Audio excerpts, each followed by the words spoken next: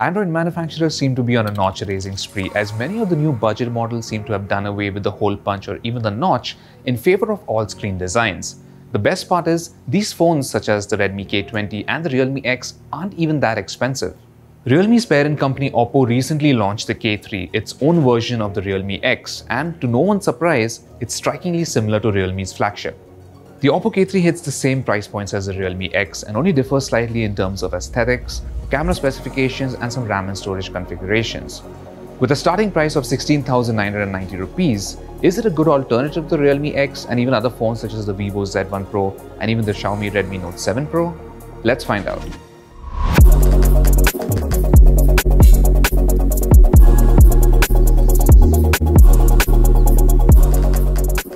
Now before we go ahead, don't forget to subscribe to our channel and hit that bell icon so you're the first to know whenever we have a new video. This isn't the first time we've seen similarities in designs between Oppo and Realme phones, but with the Oppo K3, the resemblance is the most striking yet. You get a laminated back which picks up smudges quite easily, but we didn't see too many scratches during our review period. The polycarbonate body of the Oppo K3 does feel premium and sturdy. Button placement is identical to that of the Realme X, and on the top we have the pop-up selfie camera mounted in the center. It also features sapphire glass protection for the sensor. The 6.5-inch AMOLED display of the Oppo K3 has a Full HD Plus resolution and Corning Gorilla Glass 5 for scratch protection. There's a screen guard pre-applied which can get annoying quickly as the edges feel rough to the touch. The AMOLED panel produces punchy colors and has good brightness. There's an in-display fingerprint sensor here which is quick at authentication. The phone is powered by the Qualcomm Snapdragon 710 SoC, which is a relatively power-efficient chip with good CPU and GPU performance.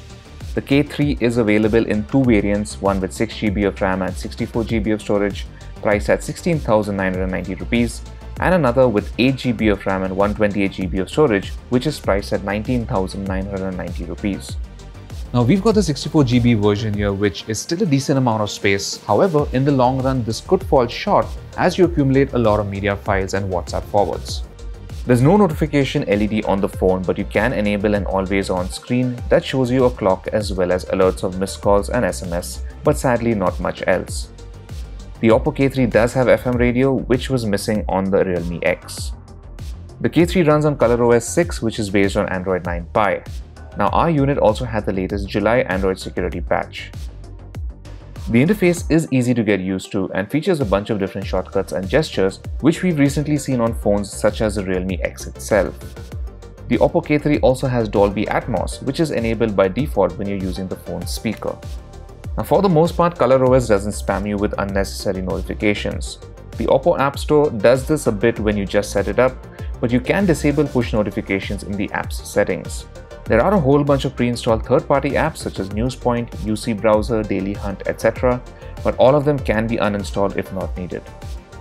Testing the Oppo K3 gave us an acute sense of deja vu since we only just finished testing the Realme X and the general performance is very similar.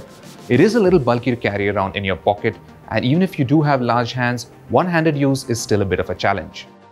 The Oppo K3 can also feel a little slippery at times, but thankfully there is a case in the retail box to go with it. The phone runs Android well, the interface feels fluid, and we didn't really notice any heating.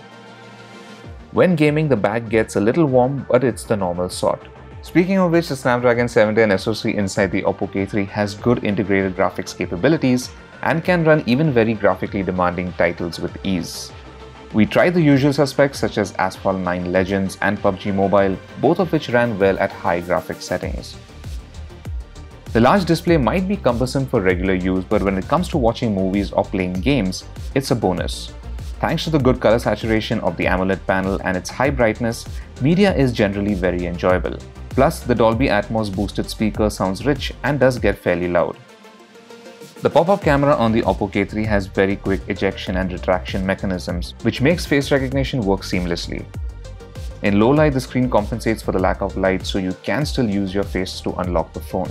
The Oppo K3 has a 3765 mAh battery, which once again is the exact same capacity used in the Realme X. Unsurprisingly, the results of our battery loop test were also very similar.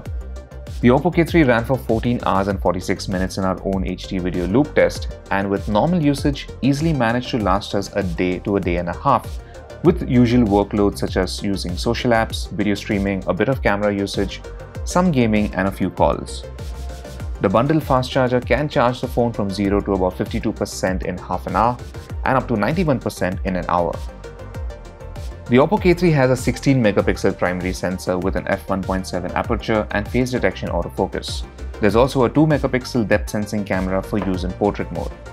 The autofocus system on the Oppo K3 is quick and doesn't take much time to lock focus on a subject. In daylight landscapes, we noticed good details, colors had nice saturation, and HDR worked well for balancing the exposure. The camera app also has the Chroma Boost feature which we've seen on Realme phones, only here it's called Dazzle Color. The same goes for the night mode, which is simply called Night instead of Nightscape. Close-ups had good sharpness and detail, although the camera's AI can boost primary colors a bit too much, which ends up making them look a bit jarring at times. Photos captured indoors under artificial light also fared well. There was good amount of detail, colors looked accurate, and there wasn't a lot of noise. When shooting outdoors at night, the Oppo K3 managed to offer fairly clean shots, but details were a little weak. This can be fixed though with the night shooting mode, which improves the brightness of dark areas, fixes overexposed scenes, and brings out more details. Now the rear cameras of this phone are a bit different compared to the Realme X, not only in the way they are laid out, but also the sensors that are used. The Oppo K3 has a 16 megapixel selfie camera which captures good selfies even when shooting against bright light. The HDR is very effective here and manages to maintain good details on your face while still exposing objects in the background nicely. The camera struggled to capture good details in low light, although the screen flash helps here. We also found the default beautification settings to be a little aggressive at smoothing the skin, so it's best to leave it off. Selfies shot using portrait mode don't have a very pleasing blur effect and edge detection is quite poor. Portraits of people shot with the K3's rear camera in its default mode had good details, but skin tones were a bit on the warmer side. However, shooting with the portrait mode doesn't yield a very satisfying blur effect. Skin textures are automatically smoothened and the blur effect looks a little unnatural. Edge detection is good though. The phone does a better job with shooting objects in this mode. Now for video, the Oppo K3 can record at up to 4K resolution but without any stabilization. Image quality is good but the colors appear slightly boosted. Continuous autofocus is very quick and there's absolutely no hunting when shifting focus between two subjects. You get stabilization at 1080p which does work well. In low light, image quality is above average and noise is also suppressed well. The camera app is fairly easy to use and there's an option to activate Google Lens from the viewfinder along with the standard shooting modes such as time-lapse, panorama, expert and slow motion. The Oppo K3 has enough merit to make it a decent all-rounder. However, Oppo couldn't have picked a worse time to launch this phone.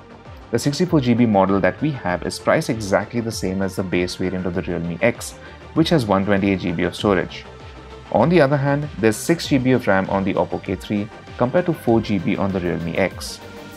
Now the cameras are also slightly different and from our experience, the Oppo K3 does come quite close to matching the camera performance of the Realme X.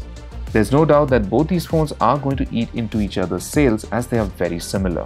Now between the two base models, we're inclined to lean towards the Realme X, as despite the lesser RAM, you do get double the storage, which we think is a lot more valuable, especially considering neither of these phones have a microSD card slot. Now between the higher variants of the Oppo K3 and the Realme X, you could pick whichever one is available as they are both very similar.